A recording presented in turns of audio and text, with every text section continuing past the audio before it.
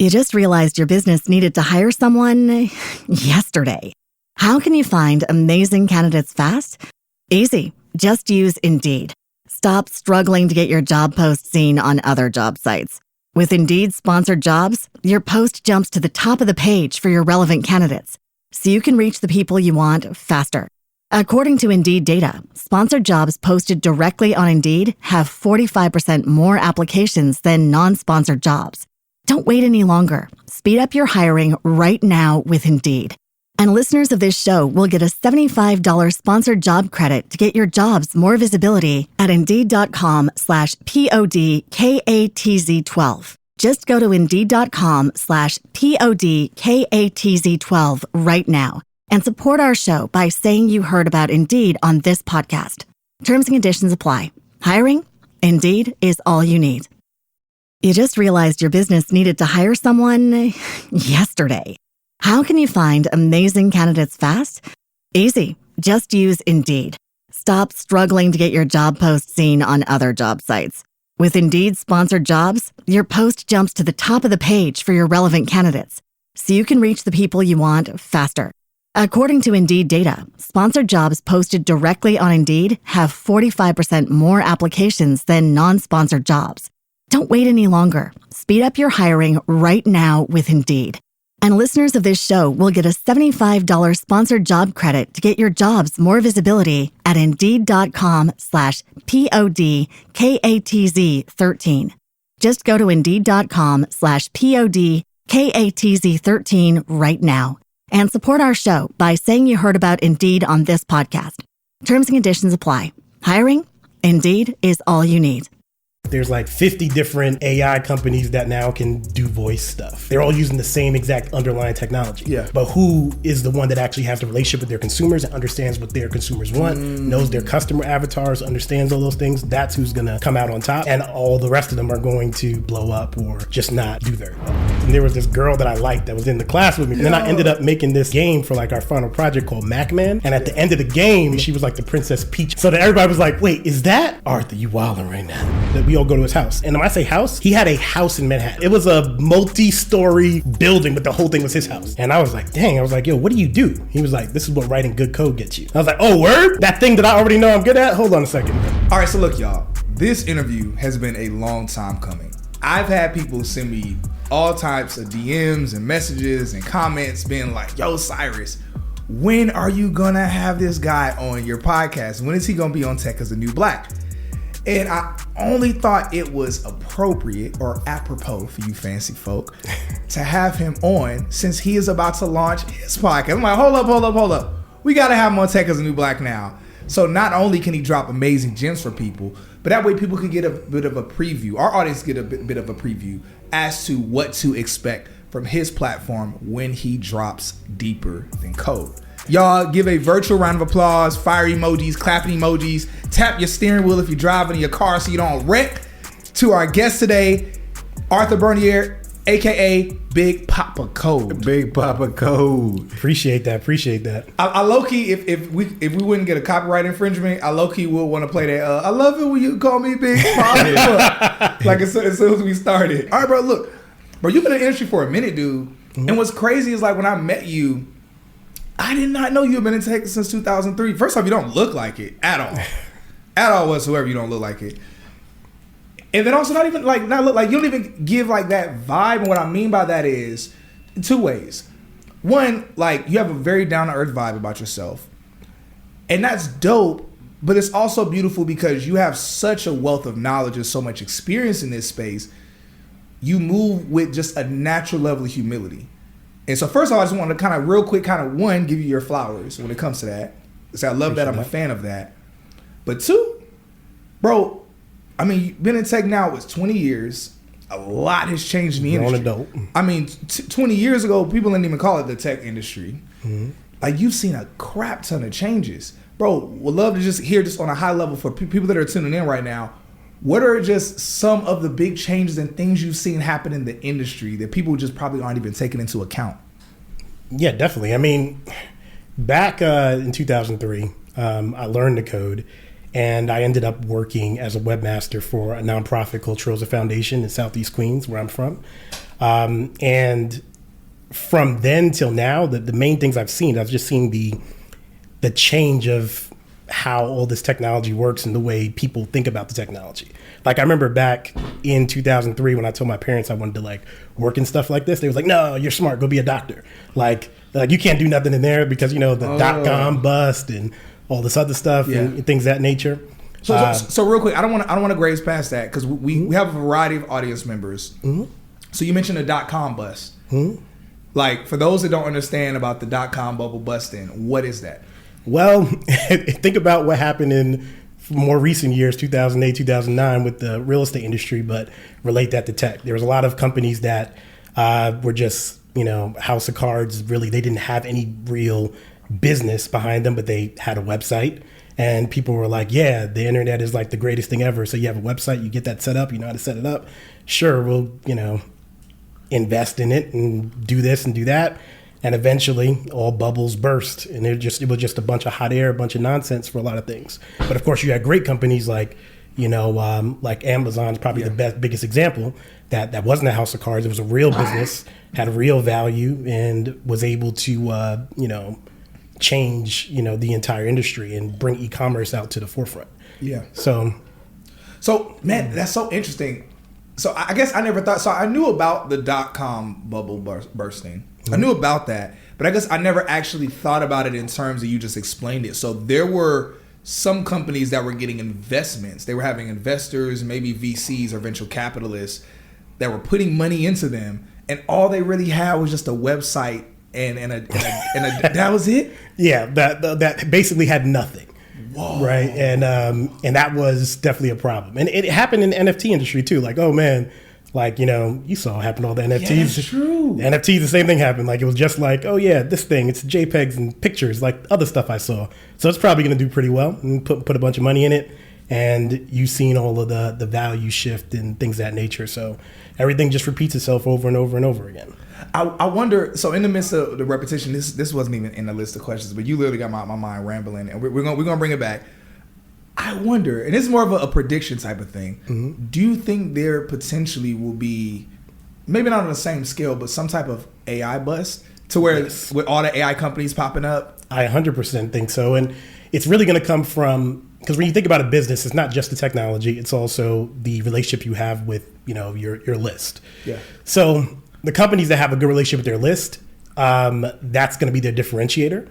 The companies that are basically just seen as a commodity and anybody could just jump from thing to thing, like there's like 50 different AI companies that now can do voice stuff or whatever, and like 50 or 100 different AI companies that will take like a post that you give them and make 50 versions of that post. Like they're all using the same exact underlying technology. Yeah.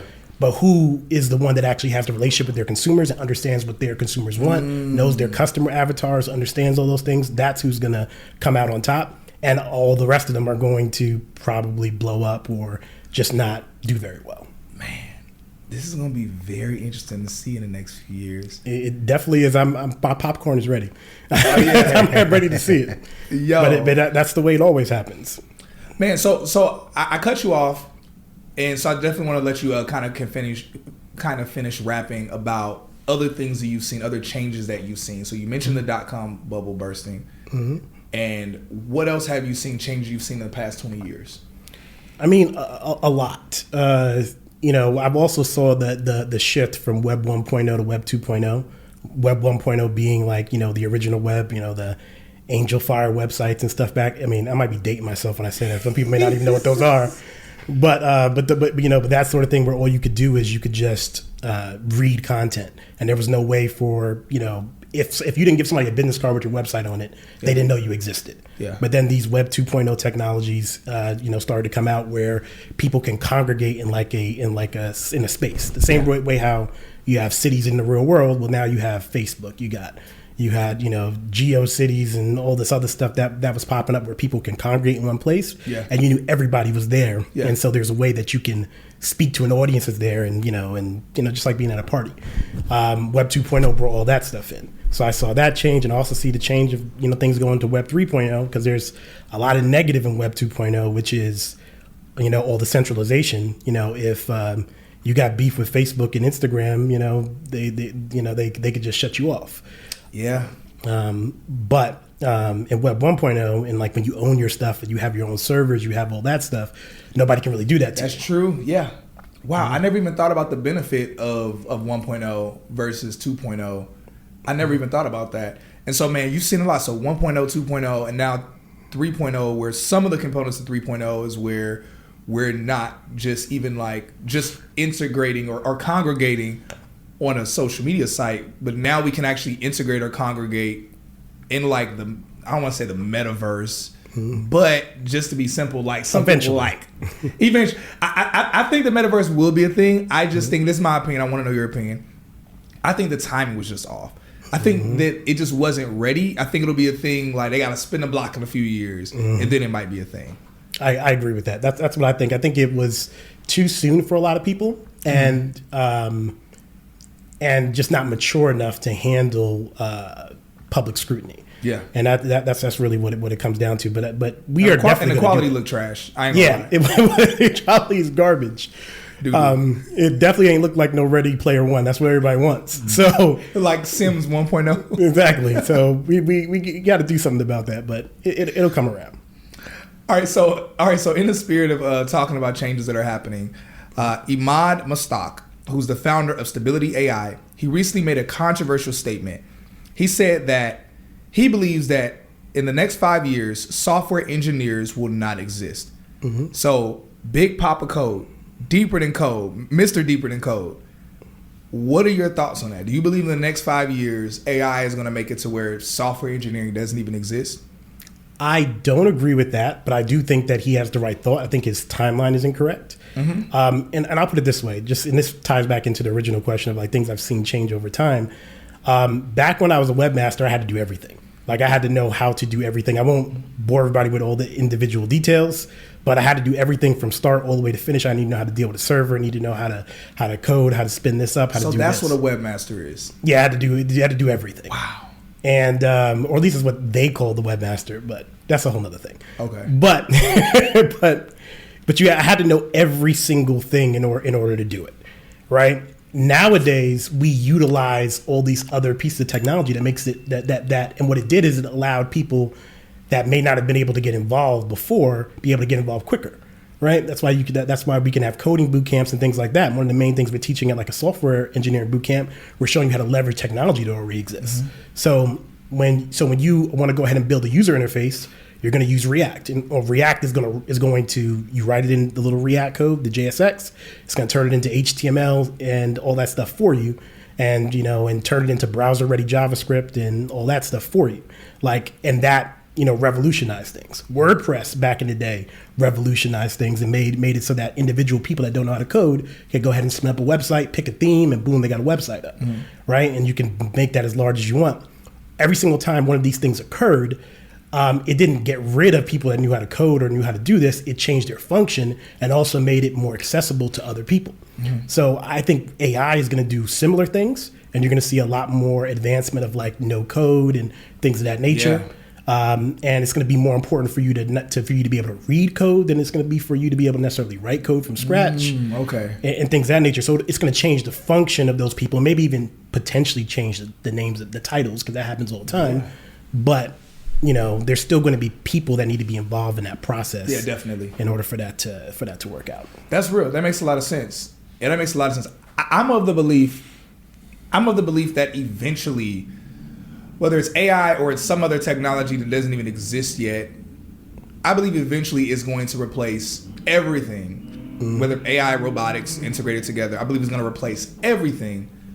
But it's something where it's like, depending on the field, it'll be 5 years, one it'll be 10 years, other things will be 20, 30, 40 years, and then so. So I definitely believe that it'll gradually impact the entire world.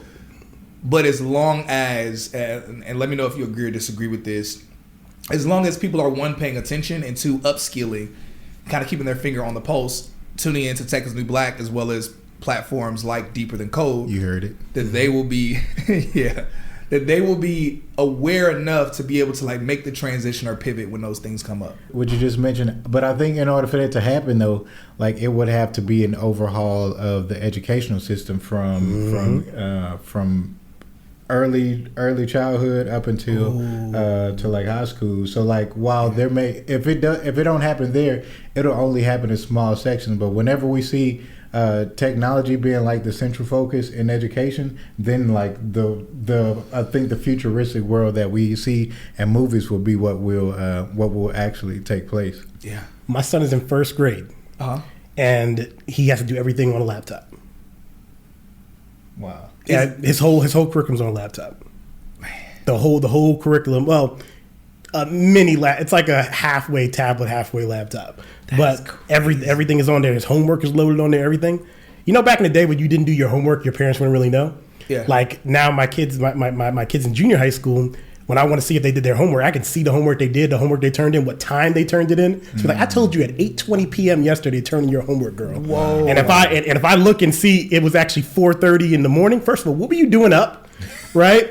Like, and secondly, that means you didn't do it when I told you to do it.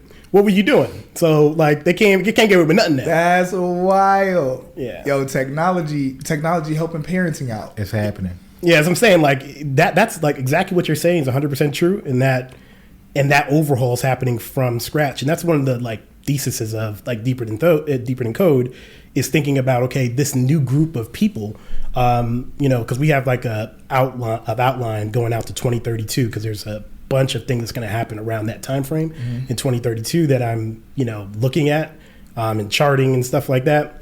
And one of those things is Gen Z. All of them are going to be, adults by 2032. Yeah. Like from 2014 to 1996, they're going to be between 18 and 36 years old at that time frame. You have Gen X is going to be completely retired, and we go starting to retire at that time because 1965 to 82, that group. They're going to be starting to retire. All of the baby boomers will be completely phased out, and they will be completely retired at that point.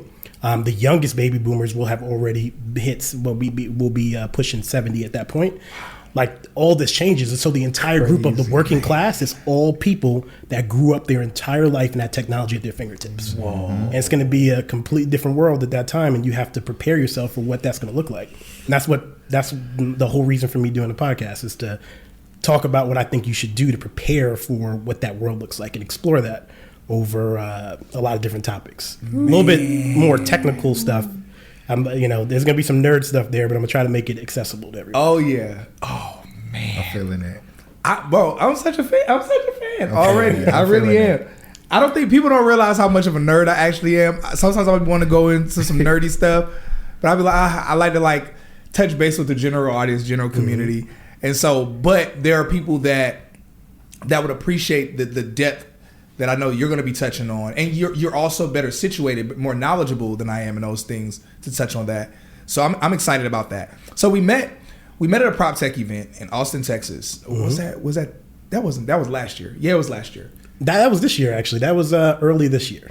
Was it? Yeah, it was South by Southwest this year. Oh man, that's crazy. Yeah, so it's so crazy how things just moving so fast.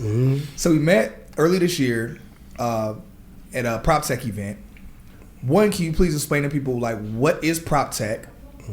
What is your involvement in PropTech? But also, there are some people that are listening, watching that need to be involved in some, even if they're not in tech, they need to know about what PropTech is and understand the value of why they should care about it, especially people dealing in the real estate space at all. PropTech essentially is just the intersection of technology and real estate, right? So it is technology that enhances the real estate experience, whether that is living in a home, whether that's purchasing a home, whether that is going through the approval process for a mortgage, whether that is, identification documents you need, for loans and things of that nature along that process, or it's like smart homes and, manufacturing of homes, like technology enabled real estate from the entire life cycle of real estate, building, buying, selling, etc. So that's what PropTech is. In the event, the PropTech House, a mutual connection of ours, Liberty Madison, like that's her event. Shouts out Liberty. Yep, shout out to Liberty. And she put that event together. And it started. The reason why I was even there is, I don't want to take any. I'm not taking any credit. She the one who had the idea. But we sat down and we had a whole conversation. I was like, hey, this would be something I would love to be involved in, because I'm already interested in, that exactly. We started to actually talk about like the way AI is going to affect real estate and whatever. We were supposed to talk for like 30 minutes.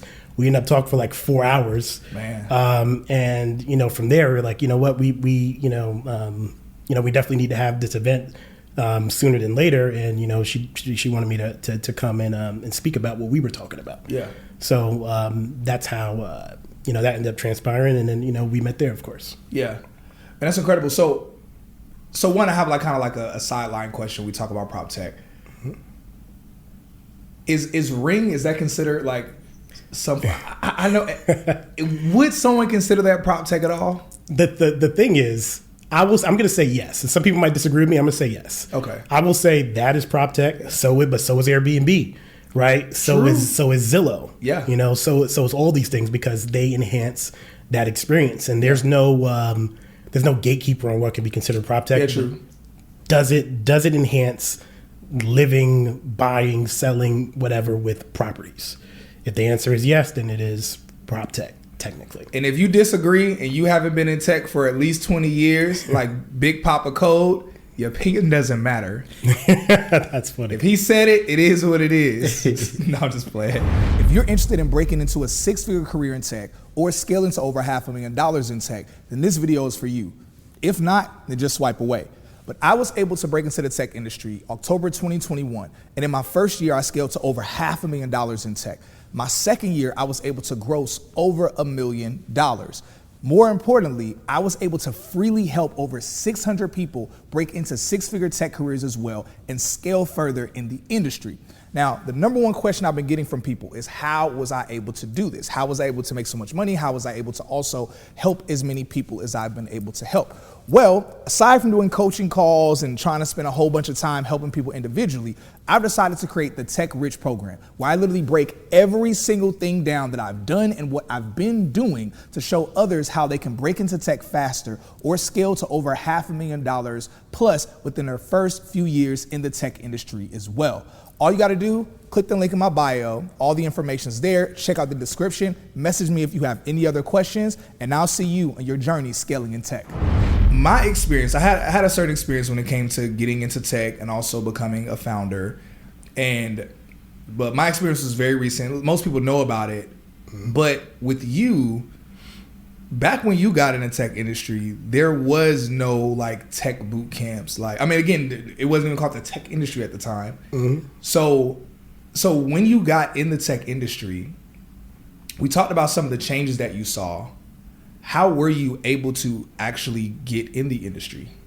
So that's an interesting question. And I'm going to explain the whole thing. I'm trying to do it really, really fast, right?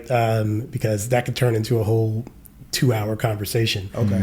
But the long and short of it is this. I went to a high school called Brooklyn Technical High School, a specialized high school in New York City. You had to take a test to get in, do good in math and science or whatever, right? And I was one of the people from, like, there's only like 4 people from my junior high school in Southeast Queens, IS 59, that was able to get into the school. I ended up being one of them. I ended up going to that school. One of the elective courses that you had it was C++, right? So what? Yeah, no, because they hit you with everything, and they're trying to get and their goal was to get the program I was in actually called Pulse, Preparation for Undergraduate Learning Through Science Enrichment, right? And their goal was to get people that look like me, look like you, into the STEM industry, and this is the early 2000s, right?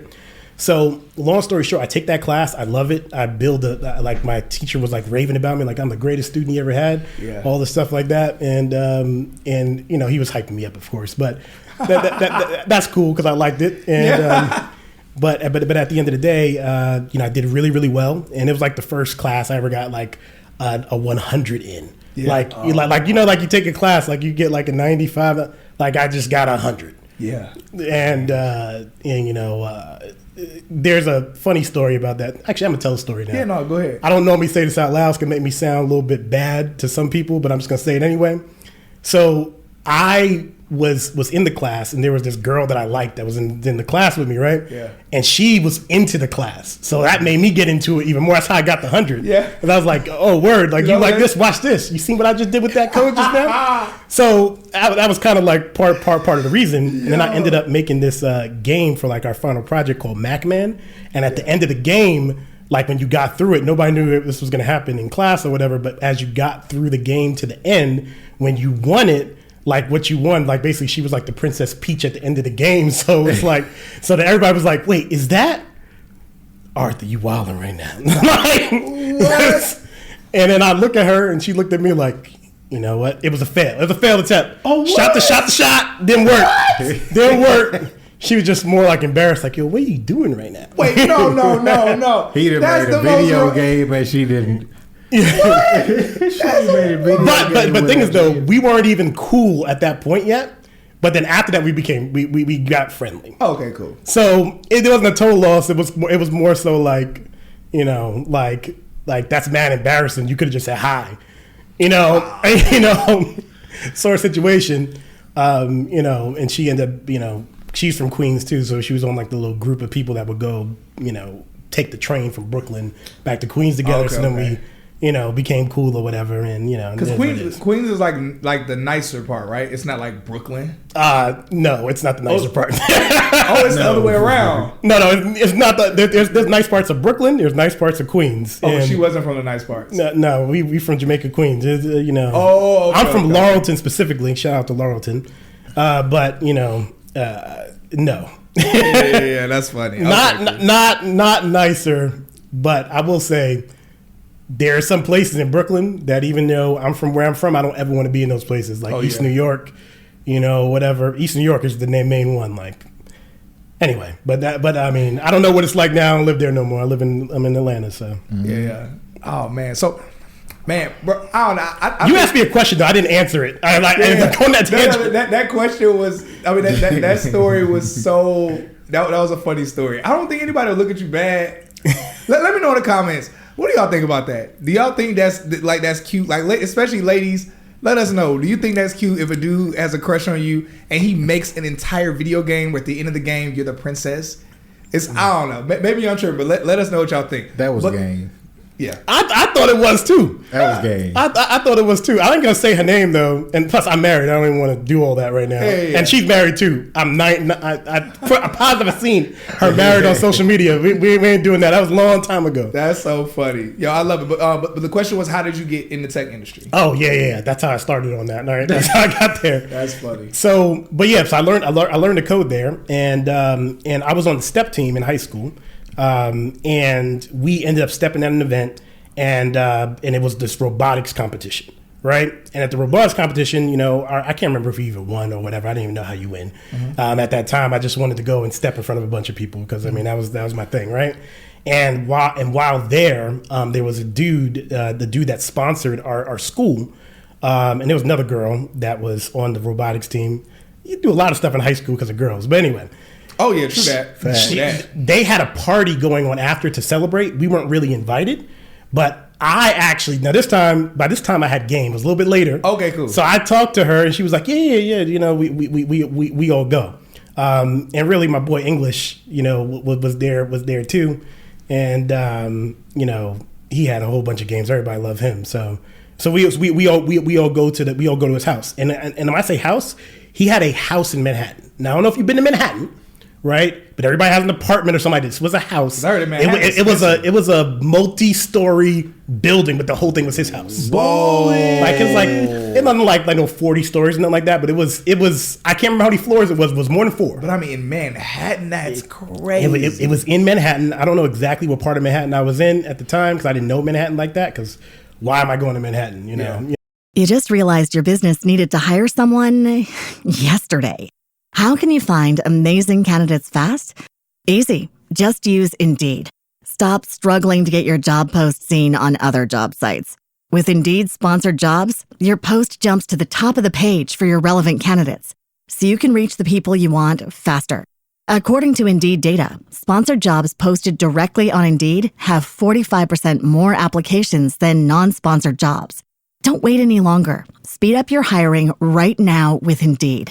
And listeners of this show will get a $75 sponsored job credit to get your jobs more visibility at Indeed.com/PODKATZ12. Just go to Indeed.com/PODKATZ12 right now and support our show by saying you heard about Indeed on this podcast. Terms and conditions apply. Hiring? Indeed is all you need. You just realized your business needed to hire someone yesterday. How can you find amazing candidates fast? Easy. Just use Indeed. Stop struggling to get your job post seen on other job sites. With Indeed sponsored jobs, your post jumps to the top of the page for your relevant candidates, so you can reach the people you want faster. According to Indeed data, sponsored jobs posted directly on Indeed have 45% more applications than non-sponsored jobs. Don't wait any longer. Speed up your hiring right now with Indeed. And listeners of this show will get a $75 sponsored job credit to get your jobs more visibility at Indeed.com/PODKATZ13. Just go to Indeed.com/PODKATZ13 right now and support our show by saying you heard about Indeed on this podcast. Terms and conditions apply. Hiring? Indeed is all you need. As a teenager at that time, like, why would I be there? So I went there for that. And I was like, dang, yo, what do you do? He was like, this is what writing good code gets you. I was like, oh, word? Ooh. That thing that I already know I'm good at? Hold on a second. Let me circle back on that. And so I asked my parents to let me go out of the Pulse program that I was in, which is set up for you to like really become like a doctor, right? That was like the whole conversation with my parents. They were like, nah, we're not letting you go over there and mess around with some computer stuff or whatever the case may be. So screw that. We're not letting you do it. So to get an outlet to actually still like do what I wanted to do, that's how I got the job at Rosa Foundation. And at Rosa Foundation, they just needed websites and needed like program liaison. I used to moonlight as tutoring people for them and whatever, all that stuff like that. And I got to just basically get that role, and it ended up being great for me because I learned a whole bunch of stuff while I was there doing it, and that's how like I broke in. And then when I turned like 21, which was a bunch of years later, I started freelancing, and then I would just be the guy you'd come to that everybody would come to like to get websites made and get this built, get that built, and I just learned like the whole entire process.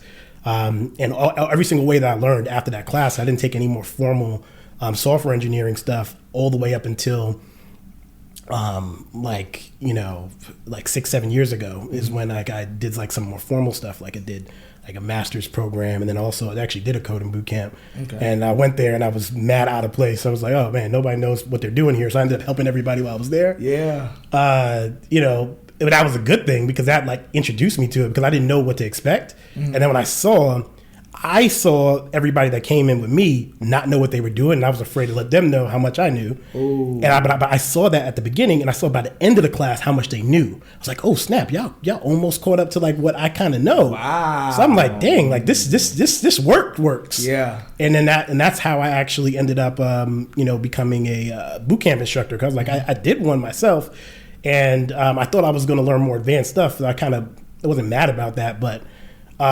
seeing those people that came in that knew zero, and then seeing what they could do by the end, I was like, this blows my mind. And so that's what got me into that. And that was actually something I was thinking about asking, but I'm happy that you mentioned that, because we hear about boot camps. I'm not gonna say it's easier, but it's easier to me because like sales is natural to me, doing things like demos is natural to me. Mm-hmm. But I know some people that are software engineers, it's not natural for them. So for me, it seems easier, but maybe to someone else it's not easier. But anyway, that being said, in my mind, I'm okay, a tech sales bootcamp, sales engineering bootcamp. Okay, that's not that big of a deal. Mm-hmm. But I'm like, what does someone who has all the experience that even at that point you had as a software engineer, a software developer, what would you think about software or coding boot camps? And so, of course, you're not speaking for all of them, because there are definitely some crappy ones out there. But it's cool to hear your take where you were even able to see like, oh no, this is actually pretty valuable. Yeah. And I literally cut you off, but I just literally you jumped on it. I was like, oh man, like that's so dope that you said that. Yeah, I mean, it's 100% true. Like that first week, I was ready to drop, and I was like, oh, I'm not gonna learn anything. Like, because I kind of jumped in because I got to do it for free. For a number of reasons, I'm not gonna get into that. So I didn't have to pay. So I was about to just be like, nah, I'm gonna leave. But then I liked what I was doing, and I was like, okay, this is cool. And then I saw people like progressing so quickly. Yeah. And I was like, okay, the way that they're teaching, I like that. And I also already liked to teach and tutor and stuff like that. So I'm like, okay, this is something that I actually want to do. It wasn't my intention on coming here, but it's something that I liked. But I will say, like, universally, what like makes you able to do well in the boot camp is you have to be able to focus. And if you can't focus and like put your head down for a short period of time, 3-6 months, however long the boot camp is, it's not going to be a good look. But that's something you can learn how to do, and with determination, etc. But the other piece is technically what you need to understand. You don't need to know how to code already. But if I can ask you the question, X plus 8 equals 13. What does X equal? And you could tell me 5. Yeah. Then you can show you how to code, because that's all you end up doing in code a bunch of the time. You say this variable is equal to that, and then when I use that variable here, it does this. When I do that variable here, and you have to move around. You move around values all the time. Yeah. So if you can logically think about that, if you didn't know the answer was 5 just now, maybe chill. But if you knew the answer was 5 when I said it, I'm just being honest. I don't want you to waste your time or money. If you didn't know it was 5, chill. Let us know in the comments how many y'all. Ain't nobody gonna say that they know it's 5. They swipe down on their phone and pull up their calculator. Exactly.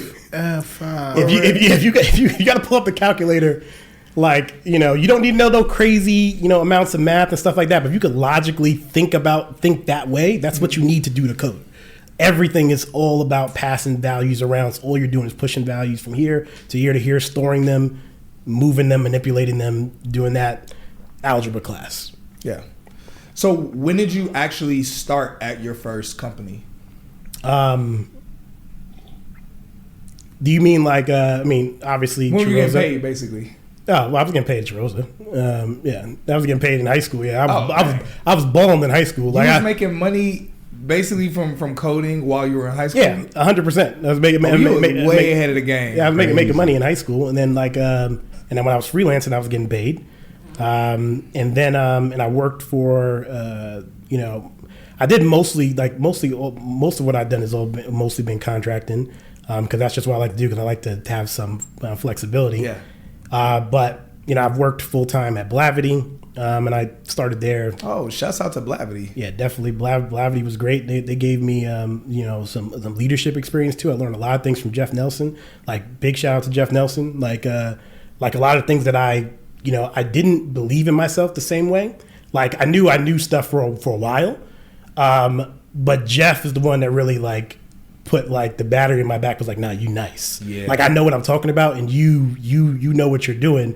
And I respected him because, see, I come from a non-traditional background of I just taught myself all this stuff over these years and have been around and done this. But he's went the more, I don't want to say regular route or whatever, but I really respected everything he did. And I the way that I even learned about him is that he was working on a project where he created his own database from scratch, which is super difficult to do. With his own query language, all that stuff.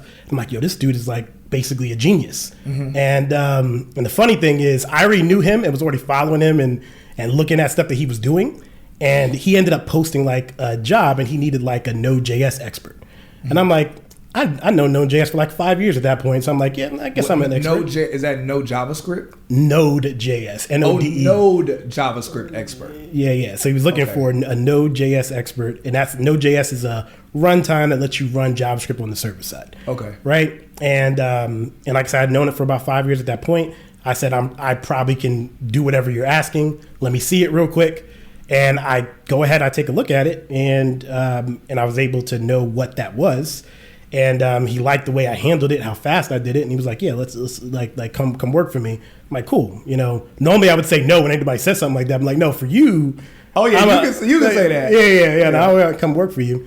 And that was probably like, I can't remember how many years ago that was, but that might have been 6 or 7 years ago at this point. And yeah, he's a real cool dude. He'll sit down with you. He'll go over stuff with you. He'll give you advice. And me and him are like the same age, but I look up to him. Yeah. You know what I'm saying? Like I like he's, and you see all the crazy stuff they're doing, Afro tech, all this stuff like that. Like he's like my experience working with him. I learned more working with him than I learned over any of the time I did anything else, just from being able to observe him and being able to learn from what he did, and then being able to now, since I got to work for him, I got to see his code. Like, because it was private, but now I was in the door. I was like, I was opening up all his stuff. Like I was like, let me see that real quick, and I was just reading everything. And yeah, I really enjoyed working with him. I'm curious. So I know that Blavity owns Afrotech. Is the founder or the CEO? I know the CEO of Blavity is also the CEO of Afrotech. Is she also the founder of Blavity? She is. So Morgan DeBon, she's the founder of all that. Shout out to Morgan. We got to get her on. We got to get her on Tech is the New Black. Yeah, man, so that's incredible. Everything that they own is either something that they founded themselves or that they purchased. Yeah, I know they just purchased R&B House. They did. Bro, That's a crazy like acquisition. Like I was like, yo, that's gonna be crazy. I saw like that. Afrotech this year. If you're not going, like you tripping, yeah, hard. Like man, that's crazy. I'm gonna be in New York soon. They have some executive event. I got an email about it, and I'm excited to go there. But yeah. They doing some big dog stuff. I'm so inspired by what they're doing.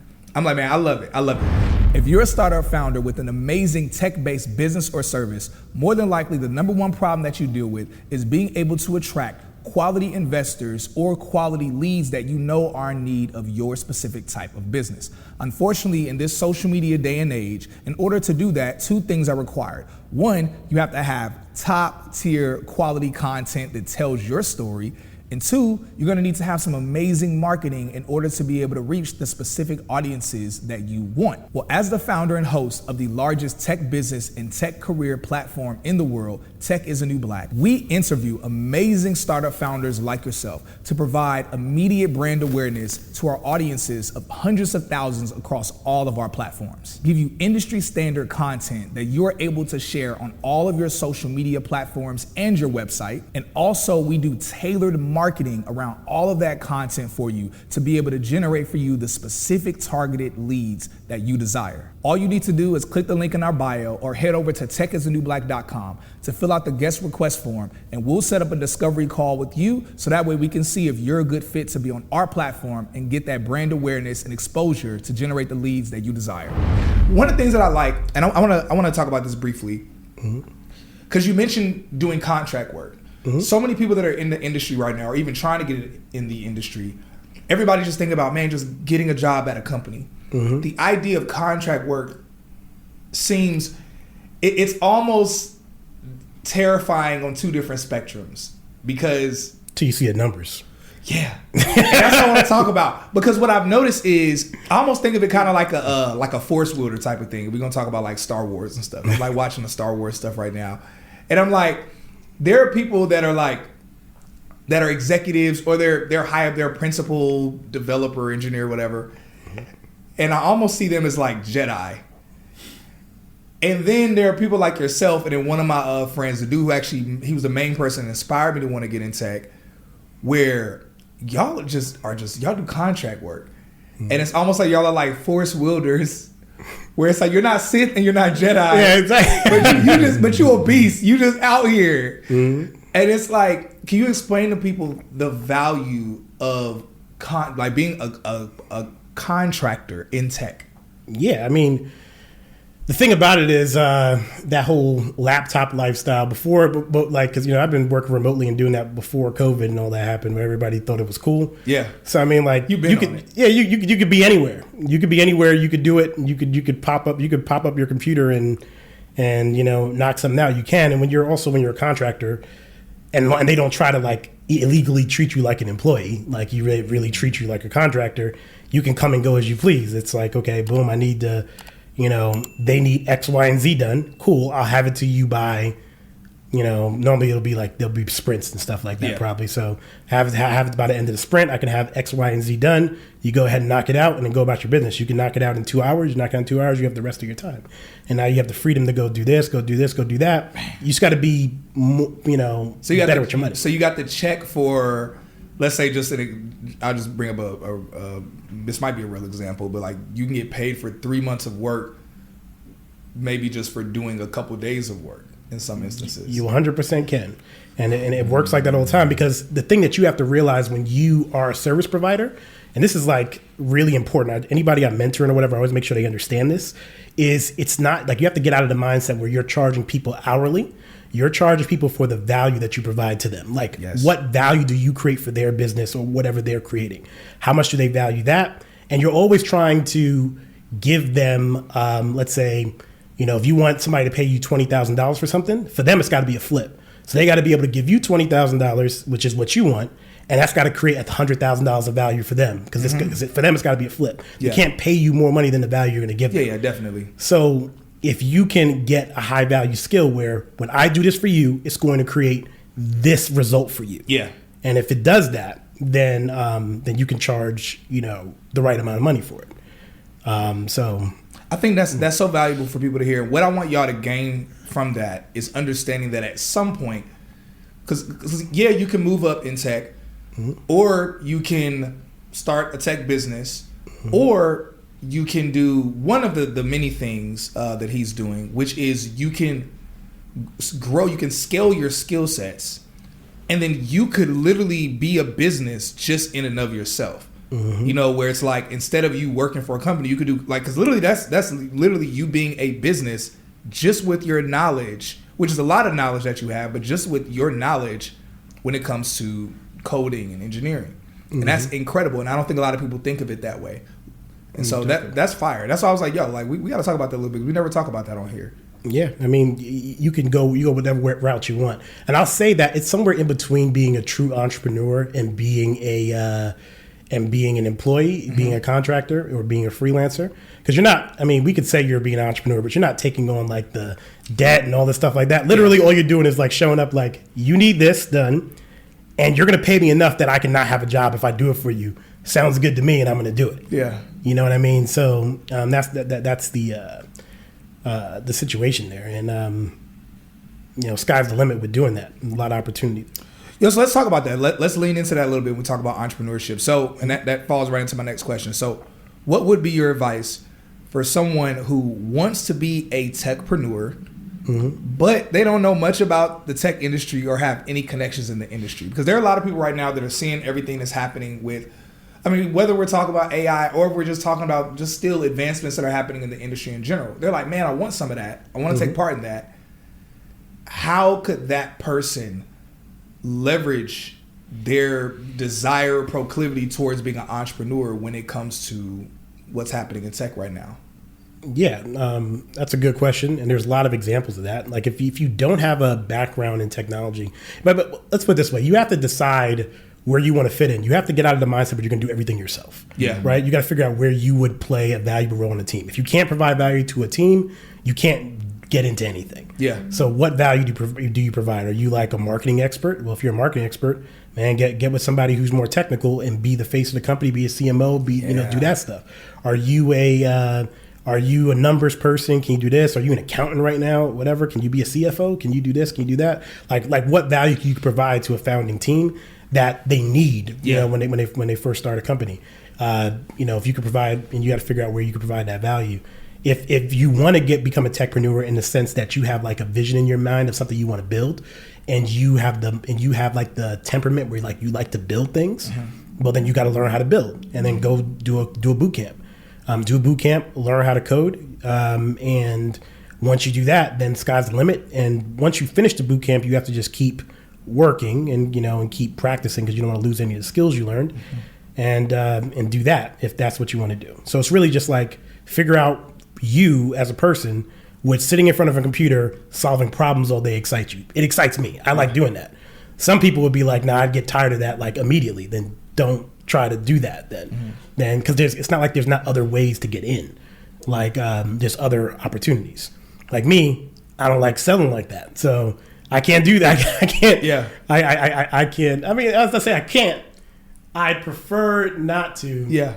Because my thing is I can't ever not say, but, you know, you don't really got to pay this because you could do this. I can't ever not give you the hookup. That's hilarious. Mess up my whole entire situation there. I am dead. Yeah, I did that a few times. You know, when I worked at Sharper Image, like I worked at Sharper Image as a side job one time for like 2 months. Didn't last. And I kept doing that. I kept being like, yo, but you get the same thing at Best Buy. You get the same thing at Circuit. I'm like killing the business. I might be the reason they went out of business to begin with. So I was saying I worked in Soho at the spot, and really just because I wanted to be in Soho. And my boy just like at that point was just do whatever. My boy was like, yeah, you know, come down and do and do that. So I was like, okay, well I already have this other job, but it's summertime, so screw it. You know, I could do this and then do this, and yeah, it was really really bad at it. Now he's nice at selling, right? And he was actually, so I wouldn't get fired. He was on there on the computer like, I'm gonna give this sale to my boy real quick. So I wasn't selling nothing. Hooking you up. Yeah, I wasn't selling nothing. But he was so good that I was like the third top seller, but I wasn't selling nothing. I am dead. Because he was so good at it. But yeah, it was, you know, that's my boy for life. But yeah, but no, I was telling everybody, I seen the same thing at Best Buy. You can go over here, do this. It's like, yeah. You was giving everybody the homie hookup. Yeah, it's like, yeah, I gotta stop doing that. That's hilarious. You know, there's actually, this is random, but there's actually a tactic in sales that encourages people to buy something from you. And this is, it's actually kind of based on what you're doing, but instead of you recommending them go to another company, instead it's you recommending products that you have, and then you downgrading a certain product that you have, and then telling them what they need is something else. So if someone's looking at like 2 different products, and like, which one should I get? And you ask them, okay, what are you looking for? You do this, you do that. It's like, this will be terrible for you. Mm-hmm. This one wouldn't help you at all. Mm-hmm. This one worked really good for you.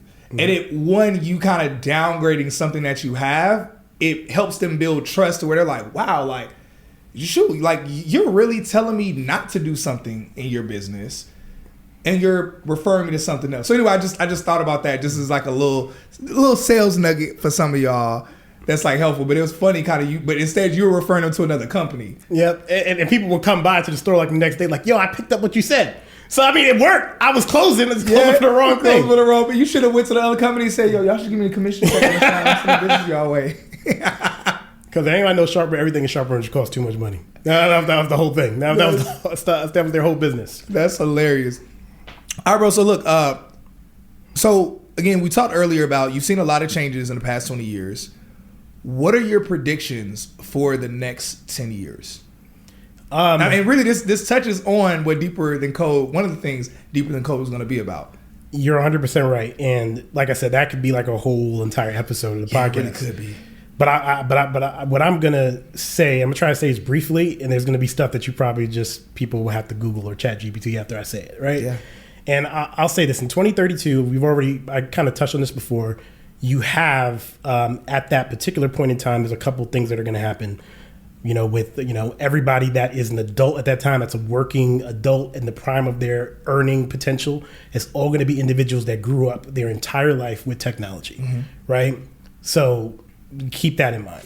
You also have all of these people that have all these non-technical, you know, businesses like plumbing and stuff like that retiring or whatever, and then their children and stuff like that not wanting to take on those jobs. So you have all those companies that avoid there, but you also have AI coming at the same time, and a lot of those jobs are AI replaceable fairly simply. Yeah. So you have that coming at the same time. Then you also have in 2032, it's going to be the most significant Bitcoin halvening. I won't get into crypto and all that stuff like that, but you have the Bitcoin halvening event that comes out in 2032. So you have that happening during that same year. then you also have, at the same time, it's just so many. If you look at all the charts and you see where things are going, you're like, yo, 2032 gets crazy. Whoa, this man's giving us a glimpse into the 10 years, 9 years into the future. Bro, plugged in. For real. There's a lot happening. And think about what happened 100 years ago once we're in 2032. 100 years ago, what was happening? You know, depression, et cetera, all this stuff like that. There's a lot happening during that time frame. And you have to prepare yourself to be properly positioned at that time. And America's going to have to make choices on a lot of different things in order to be able to properly prepare, because all these other countries are like on their heels. It's like, Jordan trying to get third ring the second time. Yeah. Like Karl Malone was trying to stop that, but he didn't have the power. So, us being, the Jordan, reference or whatever, we're going to have to get our stuff together and really embrace those technologies. Our country has a lot of work to do. And it really comes from, and I don't want to say it all political, but you need to get people into office that are from the millennial generation, the Gen Z generation, need to get into office, and they need to take more seats before 2032. Man, that's so real. It's true. That's so real, because obviously our nation and life in general, like all generations throughout history, has thrived on the leaders being the older people. But we're in a day and age now where everything is advancing so fast. It's almost like, and I'm not going to put an age on it, but it's almost like when people that are in leadership don't even know about the basic technology that's out. Like when we saw all of the trials that happened with the different leaders in a lot of the unicorn companies, the trials that happened with Mark Zuckerberg, Jeff Bezos, and others. That was so painful. It was so embarrassing. So painful to watch. It was so embarrassing that the leaders of our nation were asking silly questions like, how come when I Google this picture of me comes up? It's like, you're the leader. You're a leader and you don't even understand Google. And then even recently, leaders having to learn about what is AI. Well, they asked Mark Zuckerberg about the Google search too. It's like he has nothing to do with it. He was like, Senator, that's a different business. That has nothing to do with us. I do the lizard thing. Oh man. But yeah, so I wanted to hone in because I love you mentioning that house. Like, man, we're gonna have to make some changes. And this isn't like anti-ageism or anti-older people. Not at all. This is more so about like making sure, and you could be older and still have your finger on the pulse, but making sure that we have people whose finger is on the pulse of technology, of advancements. So that way, like you mentioned, we can go ahead and get our third ring as a nation. Exactly. And we 100% need to. If we don't make those moves, as people coming for our lunch, 100%. And we'll see how that all shakes out and what happens there. Right now, you're in a good spot. As you hear my voice now, it's 2023. You are at the right time. You might feel like you're late, like you're this, like you're that. You're in the right time right now. That's good. But that is not going to be true in 2028. I wouldn't be able to say the same thing to people in 2028 or in 2030. Yeah. Right now, you're at the right time. Make a move right now. Yes. Do not sit on the stuff that we're trying to tell you about. Like you're in a time of upheaval, and if you don't make a move, there's going to things may not be the way that you want them to be for you and your family if you don't act on some of what's out there right now. So learn, study. What's the thing the old people used to always say? Show thyself approved. Like do all that stuff now. Yes. And if you do it, 2032, 2033 and beyond is going to look a whole lot different for you than other people. You just realized your business needed to hire someone yesterday. How can you find amazing candidates fast? Easy. Just use Indeed. Stop struggling to get your job post seen on other job sites. With Indeed sponsored jobs, your post jumps to the top of the page for your relevant candidates, so you can reach the people you want faster. According to Indeed data, sponsored jobs posted directly on Indeed have 45% more applications than non-sponsored jobs. Don't wait any longer. Speed up your hiring right now with Indeed. And listeners of this show will get a $75 sponsored job credit to get your jobs more visibility at Indeed.com/PODKATZ12. Just go to Indeed.com/PODKATZ12 right now and support our show by saying you heard about Indeed on this podcast. Terms and conditions apply. Hiring? Indeed is all you need.